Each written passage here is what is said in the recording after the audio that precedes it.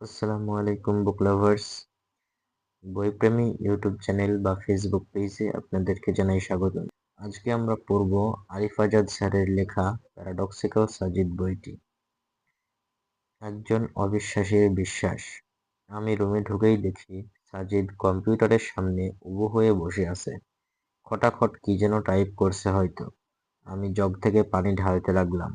প্রচণ্ড রকম তৃষ্ণায় বুক ফেটে যাবার জোগাড়। সাজিদ কম্পিউটার থেকে দৃষ্টি সরিয়ে আমার দিকে তাকিয়ে বলল, কিরে, কিছু হইল? আমি হতাশ গলায় বললাম, না। তার মানে তোকে 1 বছর ড্রপ দিতেই হবে? সাজিদ জিজ্ঞেস করল। আমি বললাম, কি আর করা, আল্লাহ যা করেন ভালোর জন্যই করেন।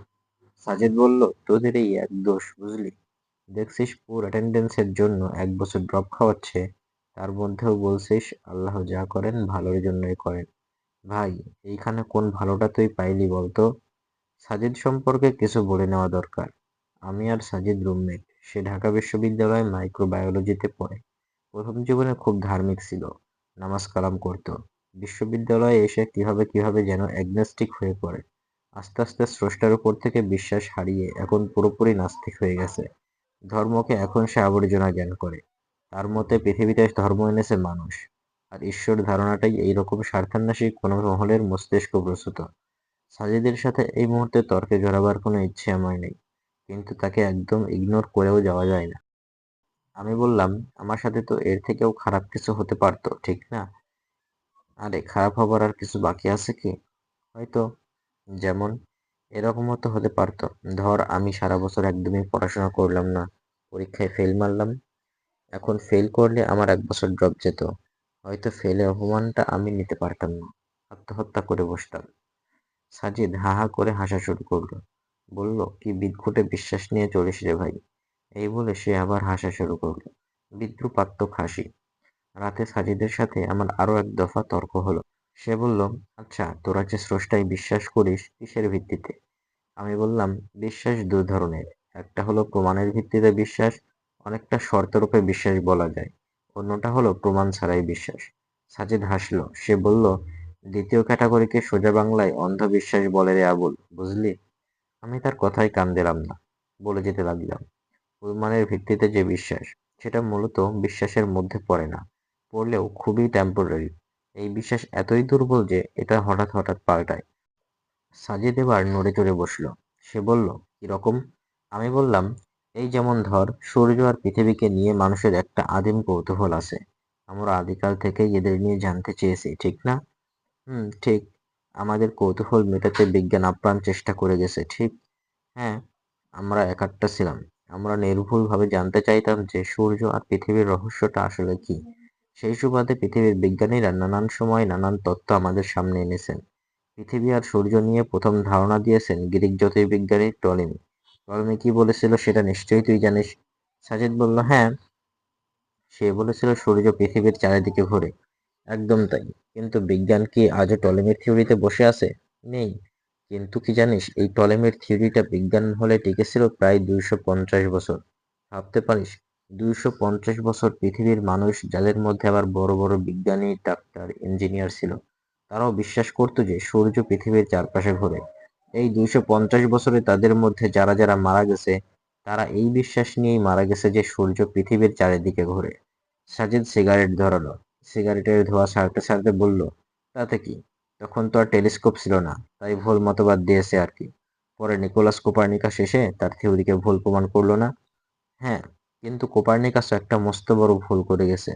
সাজিদ প্রশ্ন করল, কিরকম? অদ্ভুত, এটা তো তোর জানার কথা। যদিও কোপার্নিকাস টলেমির থিওরির বিপরীত থিওরি দিয়ে প্রমাণ করে দেখিয়েছেন যে সূর্য পৃথিবীর চারপাশে নয়, পৃথিবী সূর্যের চারপাশে ঘোরে।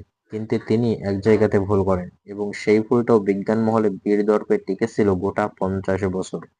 কোন ভুল? উনি বলেছিলেন পৃথিবী সূর্যকে কেন্দ্র করে ঘোরে, কিন্তু সূর্য ঘোরে না, সূর্য স্থির। কিন্তু আজকের বিজ্ঞান কি বলে?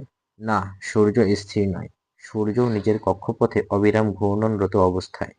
সাজিদ বলল, সেটা ঠিক বলেছিস, কিন্তু বিজ্ঞানের এটাই নিয়ম যে এটা প্রতিনিয়ত পরিবর্তিত হবে। এখানে শেষ বা ফাইনাল বলে কিছুই নেই।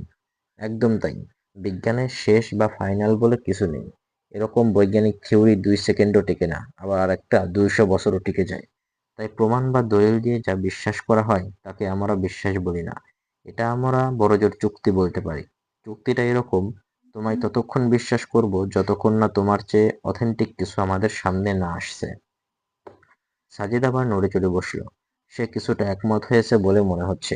আমি বললাম, ধর্ম বা সৃষ্টিকর্তার ধারণা বা অস্তিত্ব হচ্ছে ঠিক এর বিপরীত। দেখ, বিশ্বাস আর অবিশ্বাসের মধ্যকার এই গৌর পার্থক্য আছে বলেই আমাদের ধর্মগ্রন্থের শুরুতেই বিশ্বাসের কথা বলা আছে, এটা তাদের জন্য যারা বিশ্বাস করে। সূরা বাকারার ২ নম্বর আয়াত। যদি বিজ্ঞানের শেষ বা ফাইনাল বলে কিছু থাকতো, তাহলে হয়তো ধর্মগ্রন্থের শুরুতে বিশ্বাসের বদলে বিজ্ঞানের কথাই বলা হতো। হয়তো বলা হতো এটা তাদের জন্য যারা বিজ্ঞান মনস্ক। কিন্তু যে বিজ্ঞান সদা পরিবর্তনশীল, যে বিজ্ঞান নিজের উপরে নিজের বিশ্বাস নেই, তাকে কিভাবে অন্যরা বিশ্বাস করবে? সাজিদ বলল, কিন্তু যাকে দেখি না, যার পক্ষে কোনো প্রমাণ নেই, তাকে কি করে আমরা বিশ্বাস করতে পারি? সৃষ্টিকর্তার পক্ষে অনেক প্রমাণ আছে, কিন্তু সেটা বিজ্ঞান পুরোপুরি দিতে পারে না। এটা বিজ্ঞানের সীমাবদ্ধতা, সৃষ্টিকর্তার নয়। বিজ্ঞান অনেক কিছুরই উত্তর দিতে পারে না। লিস্ট করতে গেলে অনেক লম্বা একটা লিস্ট করে যাবে। সাজিদ রাগী রাগী গলায় বলল, ফাইজলামো করিস আমার সাথে? আমি হাসতে হাসতে বললাম, আচ্ছা শোন বলছি, তোর প্রেমিকার নাম মিতু, তাই না? এইখানে প্রেমিকার ব্যাপার আসছে কেন? আরে বল না আগে। হ্যাঁ, কিছু মনে করিস না, কথার কথা বলছি। ধর আমি মিতুকে ধর্ষণ করলাম, রক্তাক্ত অবস্থায় মিতু তার বেডে পড়ে আছে। আরো ধর তুই কোনোভাবে ব্যাপারটা জেনে গেছিস। এখন বিজ্ঞান দিয়ে ব্যাখ্যা কর দেখি, মিতুকে ধর্ষণ করায় কেন আমার শাস্তি হওয়া দরকার? সাজিদ বলল, ক্রিটিক্যাল কোশ্চেন। এটাকে বিজ্ঞান দিয়ে কিভাবে ব্যাখ্যা করব? হা হা হা, আগেই বলেছি, এমন অনেক ব্যাপার আছে যার উত্তর বিজ্ঞানে নেই। কিন্তু এর সাথে স্রষ্টার বিশ্বাস সম্পর্ক কি? সম্পর্ক আছে। স্রষ্টায় বিশ্বাসটাও এমন একটা বিষয় যেটা আমরা মানে মানুষেরা আমাদের ইন্দ্রিয়গ্রাহ্য প্রমাণাদি দিয়ে প্রমাণ করতে পারবো না। স্রষ্টা কোনো টেলিস্কোপে ধরা পড়ে না। ওনাকে অনুবীক্ষণ যন্ত্র দিয়েও খুঁজে বের করা যায় না। ওনাকে জাস্ট বিশ্বাস করে নিতে হয়।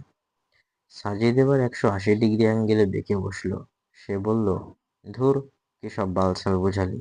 যা দেখি না তাকে বিশ্বাস করে নেব? আমি বললাম, হ্যাঁ, পৃথিবীতে অবিশ্বাসী বলে কেউই নেই। সবাই বিশ্বাসী। সবাই এমন কিছু না কিছুতে ঠিক বিশ্বাস করে যা তারা আদৌ দেখেনি বা দেখার কোনো সুযোগও নেই।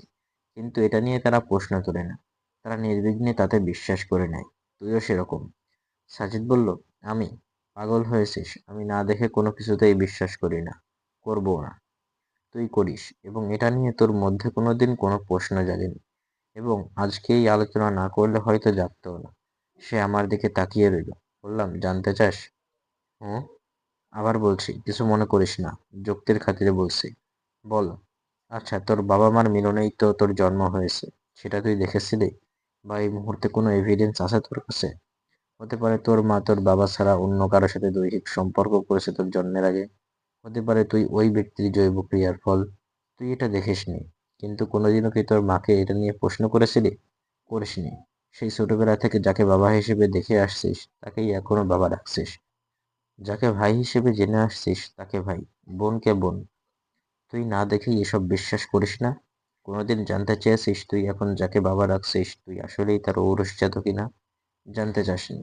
বিশ্বাস করে গেছিস, এখনো করছিস, ভবিষ্যতেও করবি। স্রষ্টার অস্তিত্বে বিশ্বাসটাও ঠিক এমনই রে। এটাকে প্রশ্ন করা যায় না, সন্দেহ করা যায় না। এটাকে হৃদয়ের গভীরে ধারণ করতে হয়। এটারই নাম বিশ্বাস। সাজিদ উঠে বাইরে চলে গেল। ভাবলাম সে আমার কথায় কষ্ট পেয়েছে হয়তো। পরের দিন ভোরে আমি যখন ফজরের নামাজের জন্য অজু করতে যাব, দেখলাম আমার পাশে সাজিদ এসে দাঁড়িয়েছে। আমি তার মুখের দিকে তাকালাম। সে আমার চাহনির প্রশ্নটা বুঝতে পেরেছে। সে বলল, নামাজ পড়তে উঠেছি। পরবর্তী পর্ব নিয়ে আমরা খুব তাড়াতাড়ি আসবো বইপ্রেমী ইউটিউব চ্যানেল অথবা ফেসবুক পেজে। সবাইকে ধন্যবাদ। আল্লাহ হাফেজ।